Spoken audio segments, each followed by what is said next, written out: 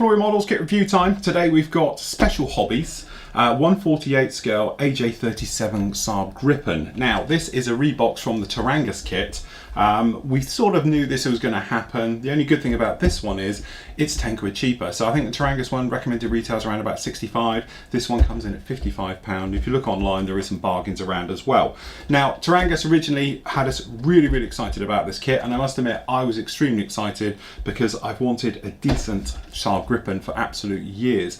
You know, so it was a little bit disappointing, shall we say, when I saw the first initial reviews from it. And now Special Hobby have got it, it sort of makes sense, because to me it's more like a Special Hobby kit than it actually is a brand new manufacturer that's come out. Because if I knew it was going to be a Special Hobby kit, I'd have been more than happy because they do good work. But you expect certain things. They're almost like a limited production kit of the way they do it. So some of the little, you know, things you would expect from a mainstream provider, you're not going to get with this one. The other thing that sort of disappointed me with the Tarangas kit is the way that a lot of it seemed to be more focused at aftermarket. So you buy the kit and then you're almost expected to buy all the aftermarket parts that go with it. So it'd be interesting to see if this is just a straightforward rebox or if perhaps they have included some of those aftermarket bits in here. So let's have a look. As you can see, that gorgeous aircraft, something really special about the actual Viggen. As you can see, so we got down there, so you got Special Hobbies number 48148. A couple of things about it, obviously the Czech Republic, and just looking around the box, you can see not too much about it, to be honest. The box is pretty plain. So in the box itself, I can get in, is it sealed? No, very tight box. In fact, it's so tight I can't even get in it.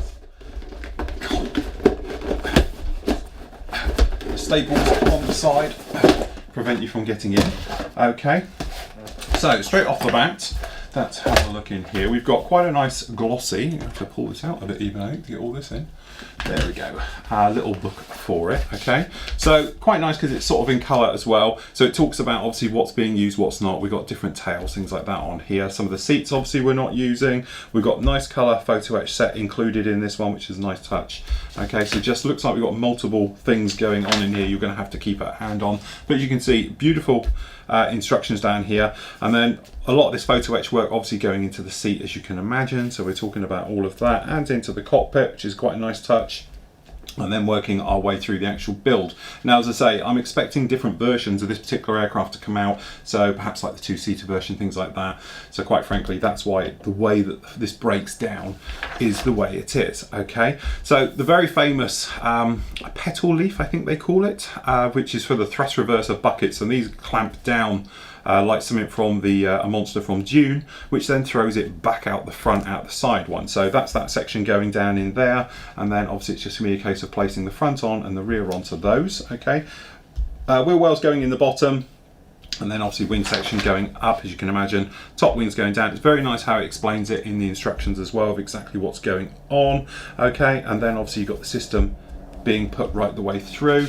Tail going on, obviously make sure you get the right tail that's going down on there, and then the details for down on the inside for putting in the bays.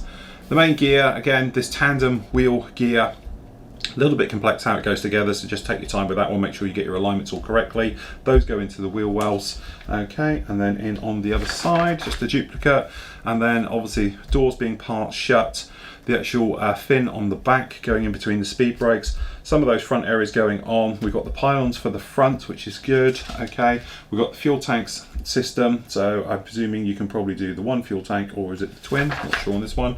Okay, and then the front end going in, canopy going on, and then we've got the middle section just for your camo work. Okay, so that's those. Actually, it doesn't talk to, it's not exactly clear. It's like 1, 2, and then it's done. So, okay, so you put those on and done. Normally they have a picture of it completed at the end. Not with these guys. A little bit of photo etch going down on there, and as you might have noticed, there is no weapons in this one at all. And one thing I do want to look at is to see if you even get the pylons, because the pylons weren't in the original Tarangas kit, okay, which was extremely disappointing because they're aftermarket. Okay, splinter camo, let's face it, who doesn't love a Viggen in splinter? Absolutely beautiful going through down on there. The standard sort of more modern grey, another splinter, and beautifully done. Oh, and oh look, now you can look at what you can actually get off the market. So if you wanted to, you could obviously go out and get these parts aftermarket. Stencil data, I don't know if there's too many on these. It's talking about the pylons here, perhaps they are included. Centre pylon, a fuselage pylon, inner wing pylon.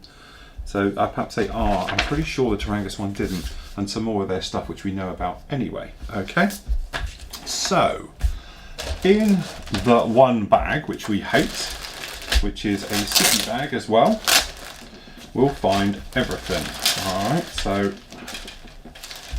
let's try and get that out of the way in one. So first up, we're just going to have a quick look at the decal.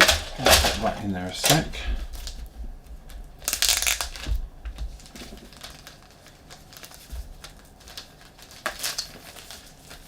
Okay, and there's our Photoetch. Okay, so the decals don't have a sheet on top of them, which is a little bit odd, as to protect them. Generally, they don't look too bad. They seem to be quite a nice touch. We come down on this camera, you can see them probably, catch them in the light. You've actually got, you know, sheet decals. I can't imagine there's too much of a problem with any of those. Some nice little data ones. These ones down here aren't actually saying anything, I don't think. I think it's just generic in there, or I can't read it, put it that way with my eyesight. Okay, but not too bad at all. Photoetch. So it is Special Hobby doing their own one. It's not like an OEM one come in. So as you can see with there, so we've obviously got the instrument panels, side panels, harnesses, a few of the little grills, some of the little touches around this one and everything else, and you've got your mirrors and that as well, so that's quite a nice touch. Okay, clear parts we'll look at the end. So looking at the plastic, I think we can probably just drop this top one in now. Okay, so looking at the plastic, as you can see, it's a little bit like here, you see, you give it a scratch and you can clean it up. It's a little bit flashy on the ejection system, it is. But as I said, if you'd said to me it was Special Hobby, I'd totally accepted that. I know they do a lot of reboxing and things like that, but generally, when you're thinking it was a new manufacturer, I got quite excited. Very nice one-piece tails. Obviously you've got the two types of tail here. You've got the flat back one and with the cantilever on there as well, and the pitot tubes, different positions on those. They're quite nice, very thick, heavy plastic for a one-piece mold like that, so that's quite a nice touch. The cockpit itself, just off the bat, not too bad, I suppose, for a 148. The nose system, again, a little bit, you know, the actual panel lining sort of thin and then gets a bit thicker, then thins out again, but not too bad. Some nice detail, a little bit where it just fades off to nothing just down here on the side. I don't know how well camera picks it up there, but some of those panels, you know, we've got a panel here and it's top half of it, but the bottom half's not. Okay, which is a little bit of a shame. It's the same on both sides. Well, the camera can catch that in the light, but it just goes. Very heavy, thick plastic. Okay, let's have a look at the back end. So as you can see, there's that beautiful, huge engine at the back. All right, some of the formers for the centers, the gear, doors, nice touch on those. No ejector pins in the middle, which is a beautiful little touch. Again, this one's actually a lot better. This fuselage section here running down to the rear, sorry, the front fuselage, it looks absolutely fantastic. Some nice good detail in there, nice sharp riveting, nice panel lining, no fade off on any of those whatsoever, so that's a nice touch on all of those. The centerline fuel tank as well, although the panel line is probably a little bit heavy for its scale, is beautifully sharp and crisp. Okay, and then just moving down here with the exhaust system on the back, some nice little touches just down in there. Everything else, not mass ejector pins, they're clumsy, but they're not a problem down on the inside. Okay, the other side, so we've got those clover leaf things that are gonna, those petals for the thrust reversers, so you could do aftermarket, but to be honest, I don't think you're ever gonna see them. The wheels are two-piece each side, you've got flash on all of them, so you're gonna have to clean that up, otherwise they're not gonna go together.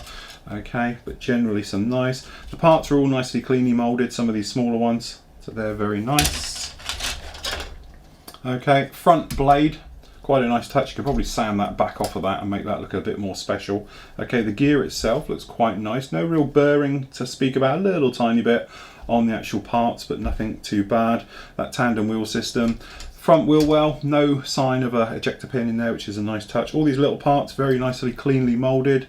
No sign of flash on any of those, which is very nice. Again, no ejector pins on the doors. Actually thought out very, very well. Okay, so that's quite nice. I'm just looking. I haven't seen, I've got one panel, one pylon there, but I haven't seen the other pylons yet. I'm just keeping an eye out for those. So you've actually got the wing tops, one of the best bits there. You can see beautiful detail on this. That'll take a wash, absolutely lovely. Bit of a texture to it, but if you're gonna go with a flat over the top, it doesn't matter. Some nice work on these inner wheel wells. So you've got raised riveting on those main wheel wells as well, with some little bit of hosing. Wouldn't take too much to liven that up. These here, I assume, are the front pylons. So they're there. I don't know what these tiny little guys here, but they look like they're about to snap, so we just be a bit careful. Again, the bottom half doesn't look too bad at all. That looks pretty nice all down there. No problem with those. It's actually quite nice. So this is the front sort of canard flap system to this, which isn't an all-moving canard, it's just the rear plates. But they're quite a nice touch. Shame you can't put them in a powered down position, but it's quite a complex curve inside there that they've managed to master very nicely, so that's very good. And the last one up. So we got full length intakes, which is quite a nice touch, and there is no ejector pin mark in the middle of those, but obviously you are going to get a seam from both of them, so a little bit of care and attention down in there will put those absolutely fine. Intakes as well, they're quite nice, they're seamless, so there's no seam lines between the middle of them. The other wheel well bottom, and then obviously we've got the bottom system down here as well. So the pylons are half moulded in to the set, but where's the rest of the pylon? Is that it? Is that literally all it has? I'm sure it has a bit more of a pylon than that. But there's something here, but I just thought they had a bit more of a pylon. So if you used to want to hang your own weapon set on it, I don't know how you would actually do that, which is a little bit of a shame. And I'd say it's a shame that the control surfaces are all just moulded in the up position. Okay, it wouldn't take a genius to make these dropped, but it would just be a little bit of hassle just go around. Tiny little bit of flash on the corner there, but now we really are being picky, all right? And generally, pretty good. Ejector seat, we get two, so we're assuming that the 2-seat isn't going to be far behind this. Okay, so that's pretty nice, no problem. 2 sets of rudder pedals, 2 control grips, things like that. So that's it, we're pretty sure the trainer's coming. And last up is the glass. Okay, so the glass, no centre seam. There is a wobble in this glass. I don't know how well you can see it on these, but they're not the best glassy bit in the world, shall we say. I don't know if you can see it. See the little, catch it there, like a ripple? It looks like it's been badly dipped. It looks like it's done a future job and it's been too warm. But there's a little bit of a wobble. Just catch it in the light there. We're talking on this guy up here. Catch it. You can see it there, and all the other bits and pieces. Pretty good on all of those. Quite happy with how that is. No problems at all. You know, canopies and that, because of the complex curve and the scale of it and all the rest of it, it's really hard to get a crystal clear canopy at the best of times. So really it's just being a bit picky on there. Okay, what am I disappointed with? I'm disappointed you don't get any weapons with it. It would have been nice to see some weapons. The pylon system, how it's going to link to it, obviously I don't think it is. The front, you get the front pylons, it's just the wing ones you don't get anything at all. Now you can see them in the picture here, it looks like it has something of a pylon there and on the outer ones, but I thought it had real pylons to hang, I don't know, a sidewinder perhaps, because there's no way you could put a sidewinder on there, but you could put 2 under the front I suppose. But not being up totally on this aircraft, it could be that's just where it carries it, and the wing ones are something like rockets or something quite basic. Okay, it doesn't carry anything missile wise on the outer wings. I just thought it did. But there we go, that is the SAAB AJ37 Viggen. This is the special hobby one. To me, I'm not sure if you had this bit of Photoetch with the original Tarangus one, or if this is just to special hobby, because I haven't looked at the Tarangus kit, but this one does work out about a tenner cheaper across the board, across the internet. So if you are want to do it, perhaps you might want to go down this route and save yourself a tenner. So there we go, go and get one.